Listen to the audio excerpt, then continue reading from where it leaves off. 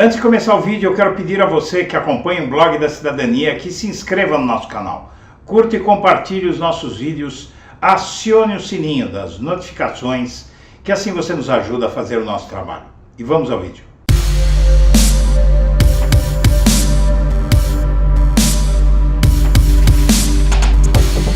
Bom dia, senhoras e senhores. Hoje é 20 de fevereiro de 2023, são 8 horas da manhã. E uma enquete singela no portal Metrópolis explica como e por que Lula disparou nas pesquisas já neste início de ano, em menos de 60 dias após o início do seu mandato. Na verdade, o terceiro mandato. A enquete pergunta: Lula fez bem ou mal ao criticar o Banco Central e pedir juros mais baixos? Note-se que esse portal Metrópolis é de Brasília. Brasília, cidade onde Bolsonaro venceu com grande folga. Esse portal Metrópolis não prima por ser de esquerda. E note-se que nessa enquete, que não tem um grande valor estatístico, mas é significativa por ser feita a um eleitorado inclinado mais à direita, nessa enquete o Lula fez bem de pedir juros mais baixos e peitar o Banco Central. Para 82,8% ele fez bem e para 17,2% que entoa o discurso da mídia sobre o assunto, Lula fez mal. Mais do que isso, a recente pesquisa Quest aponta que 76% da população diz que Lula acerta ao forçar queda dos juros. E, na verdade, essa mesma pesquisa mostrou um dado bastante impressionante. Lula tem aprovação pessoal de 65%. A pesquisa aponta ainda que 40% aprovam o seu governo, que é um número alto. Para que se tenha uma ideia, Bolsonaro passou o ano de 2022 com aprovação entre 25% e 30%. Na verdade, o Bolsonaro, não, o governo dele, né? A aprovação dele também não era muito melhor. E o Lula já começa com uma disparada, porque se ele se elegeu com 52% dos votos, na verdade 51,78%, se não me engano, 51, alguma coisa, quase 52% dos votos válidos, esses 65% de aprovação mostram que houve basicamente um aumento forte da popularidade do Lula nesse início de governo. E aqui a explicação de como e por que Lula está disparando na aprovação popular. Nos primeiros 50 dias de governo, o Lula não só mirou no desgaste de Bolsonaro, como iniciou uma agenda frenética pelo país. O presidente Lula chega aos 50 dias de governo acumulando agendas que passam por entregas de programas sociais, fortalecimento de sua base no Congresso, desgaste da imagem do ex-chefe do executivo Jair Bolsonaro, exoneração de militares e reposicionamento do Brasil internacionalmente. O período marca metade do chamado 100 dias, expressão presente em todas as gestões que assumem a chefia do Poder Executivo. Ou seja, os primeiros 100 dias de um governo são considerados um período de lua de mel, mas também um período que define como será a aprovação inicial desse governo. E já no seu terceiro mandato, com longa experiência na política, Lula tem aproveitado ao máximo esse período de 6 dias e chega à sua metade, aos 50 dias, com uma agenda louca, sem parar, frenética. Hoje ele visita as regiões do litoral de São Paulo afetadas por fortes chuvas. Note-se que a internet não perdoou. Já apareceu a notícia de período de chuvas semelhantes no Carnaval, em que Bolsonaro decidiu ficar em Santa Catarina, não falou nada sobre a tragédia, tal, porque aconteceu durante o governo Bolsonaro, já ele de férias no carnaval, virar as costas para um grande problema climático, dizer que não podia fazer nada, enquanto o Lula interrompeu as férias e foi pessoalmente, aliás, como deveria ser, como qualquer governo responsável, né? E foi se solidarizar e ver que providências deve tomar para auxiliar as vítimas de um problema semelhante no litoral norte. A próxima viagem de Lula vai ser em 3 de março e ele vai para Mato Grosso, terra do agronegócio. A informação foi obtida pela assessoria de imprensa do Lula. O presidente, que até o momento priorizou compromissos em estados onde venceu as eleições de 2022, vai desembarcar em território cuja preferência dos eleitores é por Bolsonaro. No interior paulista, em Araraquara, Lula prestou solidariedade às vítimas de danos causados pelas chuvas, que este ano estão muito fortes, revelando a intensidade do problema climático do mundo. Na sequência, o Lula foi à cidade baiana, em Santo Amaro, para a entrega de 2.745 unidades do Minha Casa Minha Vida. Na ocasião, o presidente retomou a faixa 1 da ação, dando atenção àqueles que mais precisam, muitos que principalmente estão em risco de ir morar na rua ou até já estão morando na rua. A aposta é potencializar as áreas envolvidas no setor e o Lula anunciou o reajuste do salário mínimo, um pouquinho maior devido ao problema de orçamento, então está aí para quem quiser entender como é que o Lula está fazendo para realmente bombar nas pesquisas e preparar uma grande força política para enfrentar um mandato muito difícil com um Congresso francamente de direita.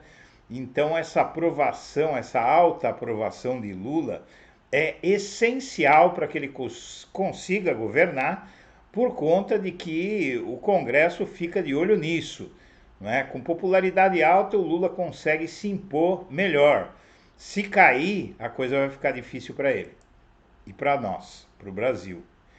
E a Mangueira é mais uma escola de samba que discute política na avenida. A Mangueira discute o racismo e papel da mulher ao fechar a primeira noite de desfiles.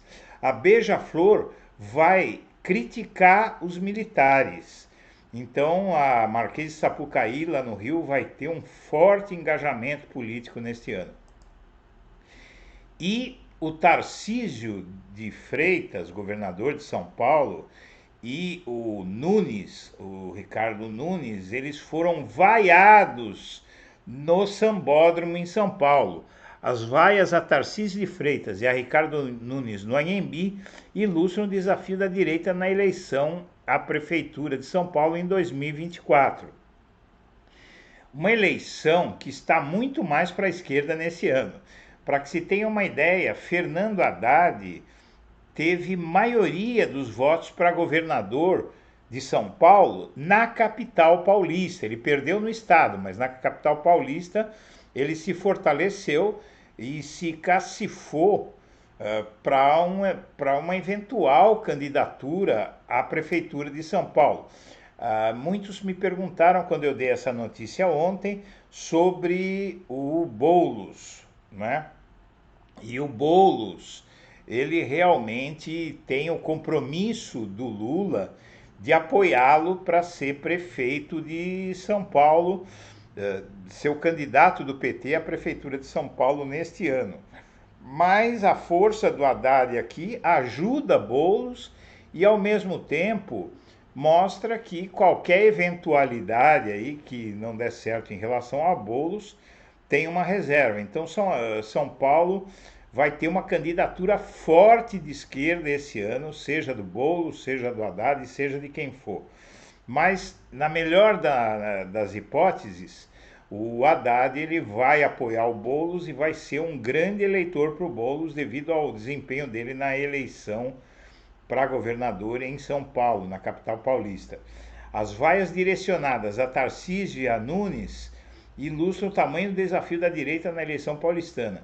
Se o Estado tem amplo histórico de eleger políticos de direita, na capital a esquerda se mostra sempre mais competitiva, até porque já venceu várias disputas aqui. O Ricardo Nunes, do MDB, herdou a prefeitura de Bruno Covas, que faleceu logo no início do mandato, e tem feito uma administração para lá de medíocre. E a receita de Lula para se preservar de denúncias de corrupção é o seguinte: quem roubar ou deixar roubar vai se defender sozinho. E o Lula está certo porque realmente ele quer fechar o seu governo com chave de ouro e não pode ficar tendo problemas com corrupção. Então, realmente, dessa vez é preciso que o tratamento a quem cometer qualquer tipo de erro aí, de corrupção, seja tratado com muita dureza pelo governo, e eu acho que o Lula está no caminho certo ao fazer isso. E a maioria dos brasileiros é contra liberou geral no porte e posse de armas. Uma pesquisa do Congresso, na verdade do Senado, mostra que 60% dos brasileiros são contrários à flexibilização no porte e posse de arma pelos cidadãos. E vamos combinar, né? Armar uma população cheia de gente violenta, uma população que tem muito machismo, tem muita ignorância ainda no país, é uma loucura, não é? É pedir para semear desastre.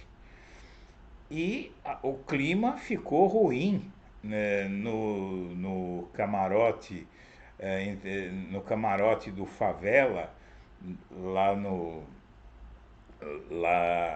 Carnaval, porque realmente o Quaquá, que apoiou, apareceu, o vice-presidente do PT, o Quaquá, que apareceu apoiando o Pazuello numa foto, ele está em choque com o partido, inclusive com a própria Gleisi Hoffmann, que não gostou nada de uma ação sem sentido como essa, que é o vice-presidente do PT passar o pano para Pazuello com tudo que o Pazuello fez na pandemia, né?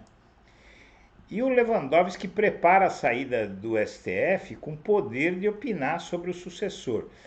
Está muito congestionada essa disputa pelo STF. Você tem nomes fortes como o Manuel Carlos, assessor do Lewandowski. Você tem o Zanin Martins, o advogado do Lula. E tem o professor da PUC de São Paulo, Pedro Serrano, que é um dos líderes do Prerrogativas e é alguém que tem uma larga experiência jurídica e corre aí também na primeira raia junto com os outros. Só que o Lewandowski, nesse ano, ele vai ter uma influência muito grande na escolha do seu sucessor, mas há que dizer, não vai ser uma escolha definitiva. No frigir dos ovos, quem vai escolher vai ser Lula. E as relações entre Bolsonaro e Malafaia esfriaram. Eles se falaram só 2 vezes desde que o Bolsonaro perdeu a eleição, veja só. E isso se deve ao fato de que esse sujeito aí, ele não fica na oposição, não. Ele já ensaiou se aproximar do Lula, mas devido a uma campanha eleitoral em que ele fez ataques furibundos a Lula e ao PT, a tentativa dele de se aproximar de Lula e do PT logo após a eleição recebeu um chega para lá diretamente da presidente do partido, Gleisi Hoffmann, que também valeu para o Edir Macedo. E 2 ministros do STF que terão peso na escolha de Lula para ser indicado na corte serão o Lewandowski e o Gilmar. Gilmar Mendes, que se fortaleceu muito, que chegou a ser um desafeto do PT e da militância petista. O Gilmar, com a sua atuação pela suspeição de Moro, com o papel importante que teve na recuperação dos direitos políticos do Lula, voltou a ter muito peso dentro do PT e junto a Lula. E após federação com União Brasil, o grupo de Lira quer mais cargos aí, e o Lula está ganhando tempo, porque a voracidade do Lira e do Centrão é enorme. Eles parecem querer todos os cargos para ele. Boa sorte para o Lula para enfrentar esse em quem a esquerda não confia nada, que é o Lira, presidente da Câmara dos Deputados. Senhoras e senhores, nós agradecemos a atenção e estaremos de volta ao meio-dia. Um abraço para todo mundo.